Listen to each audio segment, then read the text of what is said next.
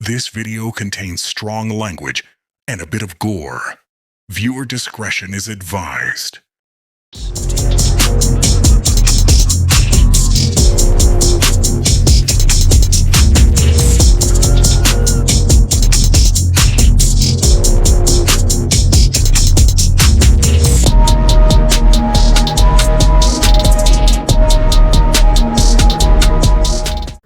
Good evening, everybody. My name is Mr. K. Sardonicus, and welcome to my Vault of Horror. To those of you who are now returning, welcome back. And to those who are just now entering my channel, welcome, and I hope you enjoy your stay. Today, we are going to be, since it's the middle of the year of 2026, we're gonna do 6 of my favorite horror films that I've seen so far this year. So without further ado, let's get into the intro and get to number 6.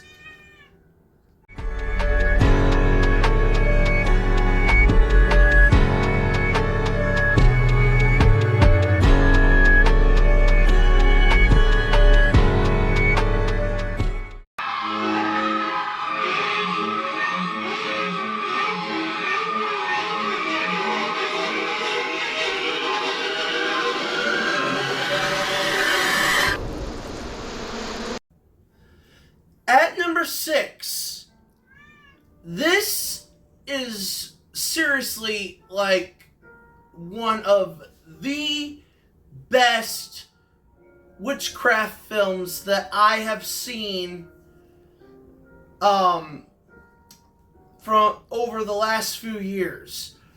And the thing is that the people behind this film, Addams Family Films, Toby Poser, the director, and the rest of the family who isn't a part of this film, in front of the camera and behind the camera, they've done several other witchcraft films.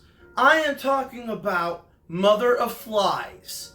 This film has a very interesting story about really wanting, like, at what cost are you willing to heal yourself from a fatal ailment? At what cost are you willing to do these crazy, creepy things and be involved with a woman who dabbles in stuff that isn't all that conventional? As a matter of fact, it's pretty fucking morbid. But I seriously think that this is a well done film. It's well acted. There's literally only 3 actors in this entire film, and it's the people that are behind the camera and in front of the camera, all of them. And Addams Family Films, and Toby Poser, all of them. I don't remember all their names off the top of my head, but my mascot will take care of that in just a moment. But seriously, they do amazing witchcraft horror films that have heart, soul, a little bit of blood and gore, but it is just a well done film. And it definitely deserves to be at my number 6 spot. Mother. What did you do to me? Knows We gotta go. best.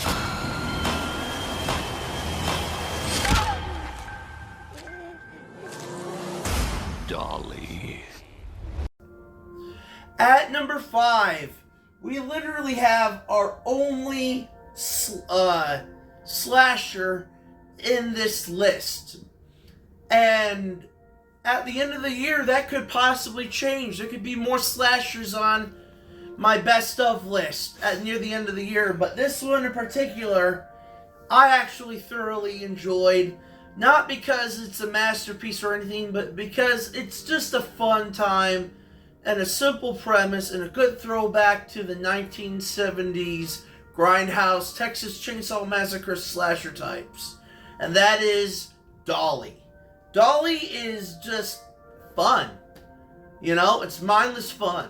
And, you know, you care about some of these characters, and, you know, I mean, at first you're afraid of Dolly, but then, you know, near the end of the movie, you just like, man, you feel sorry for her.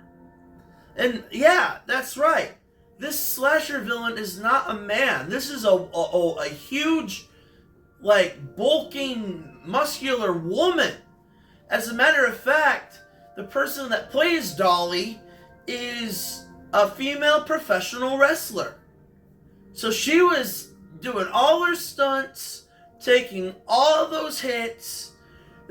She doesn't get like, not hurt. She gets hurt really bad because the person that she captures fights back hard. So, yeah. And then also Sean William Scott, you know, Stiffmeister himself, he's in this movie. And, like, in this movie, I think, how the fuck was he able to survive from what happened to him? And how did he last this long? I don't want to say too much about what his fate, but the fact that he was alive for as long as he fucking was, considering what was done to him, he was just crawling throughout the entire film. Trust me, you need to see this movie just for the fact that it's just a fun time. Smoke a few bowls of ganja, drink a couple of beers, have some fun with your friends, and pop this on. I promise you, this will be like one of the more fun times that you have this year, especially if you have Shudder, because it was in theaters for a short time in March, but it wasn't going to play anywhere near me. I got to be honest with myself, that my fucking movie theater locally sucks ass. So I wasn't going to be able to see this in theaters, hell no. Which is why I'm glad I was able to see it on Shudder. And shout out to them for making this movie an exclusive. And it deserves to be at my number 5 spot for that reason alone.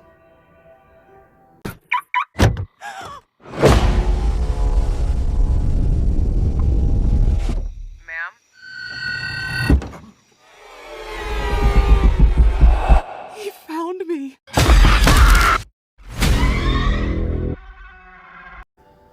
At number 4, we have our only animal attack film. And this was my first movie theater experience of the year. And I absolutely adored it. And now there's some people that hate it because it has a lot of plot holes and the premise is fucking ridiculous. But it's still a fun time. And it was a good time at the movies. For a January horror film, this was excellent. This is Primate. Primate is a fun time at the fucking movies. Shout out to everybody in the content creating circle that's got to review the movie like a year early and got to see it and said it was good, because if it wasn't for them, I probably would have been like, maybe it's not worth seeing. But thanks to good word of mouth a year early, I was like, you know what? It's playing in my local theater. Sign me the fuck up. And around that time, my movie theater still kind of kicked ass.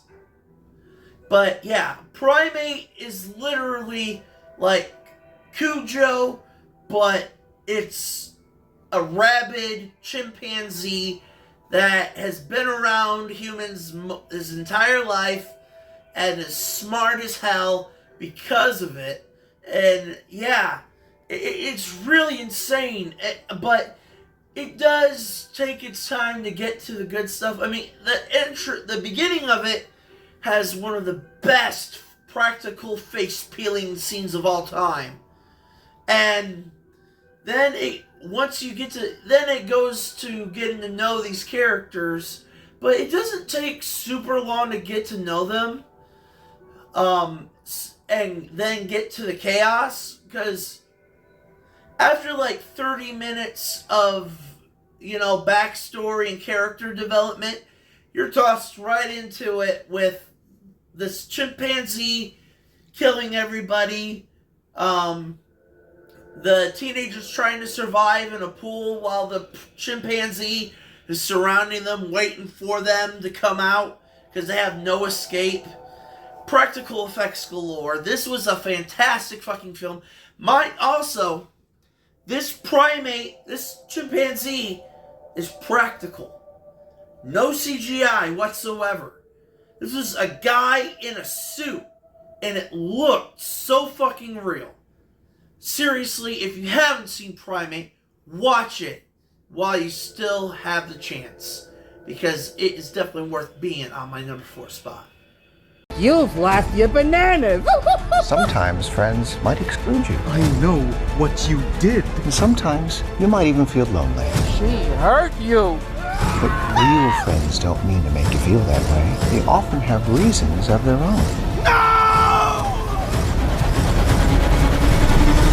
The warm moments we shared together are far too nice for me to forget you, my dear monkey. I'll never forget you either, Jimbo. At number 3, we have our first for the year Screenbox exclusive as one of the best of this year so far. This is Monkey's Magic Merry-Go-Round. This film is, think of it this way, for me personally, because I grew up with these children's shows, think of this like a lengthy episode of Mr. Rogers and Blue's Clues, but it's a psychological horror film that breaks the fourth wall so many different times and just gets more and more disturbing. And I'm telling you, I've never seen a horror movie like this before. And it's done so well for the budget that they had. This was absolutely one of the best films that I've seen this year so far. And I really mean that. This one and the final 2 are literally the best films that I've seen this year so far. I'm not even kidding. There was no question. And like, I only saw this one like about a week ago, and if it's, it's good if it's worth being on my list at number 3.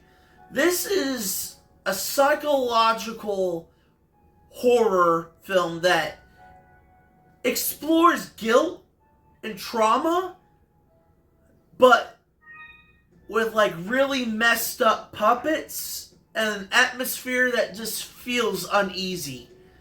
And then the only human character in this film that is the host of this show is a fantastic actor. He literally owns the scenes that he's in, because he doesn't know whether or not, like, this shit is really going on.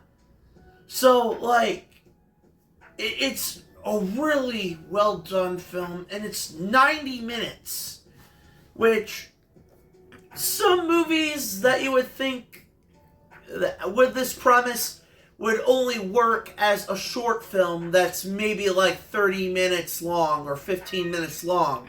But no, this is a 90-minute long film that is absolutely worth watching all the way through. And it, like, if you're a 90s kid like me and you grew up with like Blue's Clues and shit like that, this will be right up your alley. And it's like, it's really a fantastic work of art, not just a film. And it definitely deserves to be on my number 3 spot for that reason. I'm a much nicer boss than you ever would have been. Except for maybe this part.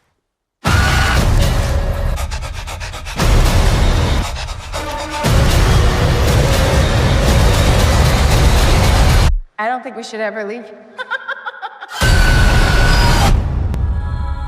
At number 2, this was incredibly tough for me because this could have been my number 1, but then I rewatched the number 1 again for the second time, and I'm like, yeah, this one is number 2 for me personally. But it's still a fucking masterpiece from a legendary filmmaker that us horror fans all know and love. This is Sam Raimi's new film, Send Help. This film is an absolute ride from beginning to end. Survival horror at its best. And Sam Raimi hasn't missed a fucking beat. I'm telling you, this is one of the best films I've seen this year. And the tension between Rachel McAdams and Dylan O'Brien is immaculate. Not just the tension, but the chemistry that they slowly get. And the twists that end up going on throughout the film. It is absolutely bonkers. And you just don't expect it.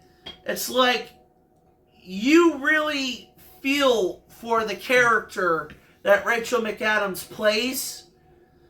And Dylan O'Brien plays the best nipple baby boss asshole that you could possibly imagine. So when the tides turn, when they get lost in an island, it's very, very intense, and you feel like they really, really, really hate each other. So, yeah, it's an incredible film. And then the ending is very satisfying. And not exactly what you would expect. But seriously, give this film a watch if you haven't already. I would have seen it in theaters if the weather hadn't sucked at the time that it had came out. So, yeah. It's on Shudder now, so you gotta watch Send Help. It's definitely worth being on my number 2 spot. Now, before we get to number 1, I would like you guys to please like, comment, and subscribe. Hype up the video. Let's see if some of you agree with me on these movies. Now, a disclaimer that I should have said earlier in the video. I haven't seen every single horror movie this year that's came out. Especially last month in May. I didn't get to see Obsession, or Passenger, or The Backrooms. So that's why they're not on this list. But I will be seeing them eventually. And who knows, maybe they'll be on my end of the year list. But for now, let's get to number 1.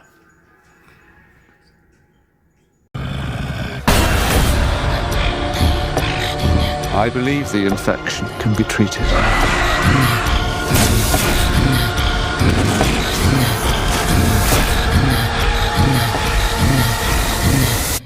And now, a leap into the unknown.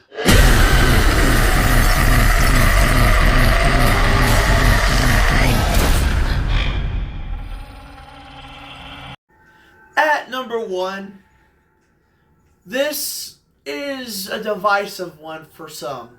Some hate it, some love it, and it performed not so good at the box office, but hopefully we get the third film in this trilogy. And this is 28 Years Later, The Bone Temple. This was actually a lot better than the original 28 Years Later from last year. Don't get me wrong, I love that film, and it was on my best of last year. But I guess the hype had died down by the time The Bone Temple came out and nobody went to see it. I did. I suffered through the winter weather and everything to go through this one because it needed to be seen on the big screen. And it is absolutely phenomenal. I had to watch a second time on Netflix recently just to get the confirmation that this would be in the best. And it is. And despite the crappy movie theater experience I had watching this film, I still loved it. And I seriously think that this is a great evolution of a zombie franchise. Like, seriously, I think that this is like one of the more appealing entries in this franchise. The 28 days, weeks, years later, you know, whatever they call them next. They are all fucking solid. They're all great films. They've never had a bad one yet. I personally don't think so. I hope, despite the Bone Temple underperforming in the box office this year, we still get our finale, because this was great. The first 28 years later is great. And seriously, like, if you haven't seen 28 Years Later and 28 Years Later The Bone Temple, they're both on Netflix. Give them a watch, because they're worth watching. And I definitely think it is worth being on my #1 spot. Okay, that is it, everybody. Now, don't forget to like, comment, and subscribe. Hype up the video like I already said. And thank you guys so much for the support. Seriously, I'm almost at 160 subscribers. And I know everybody loves my short videos, my YouTube shorts. So I'm going to be doing that just as much as I do this. So until next time, you guys take care. And I'll see y'all soon.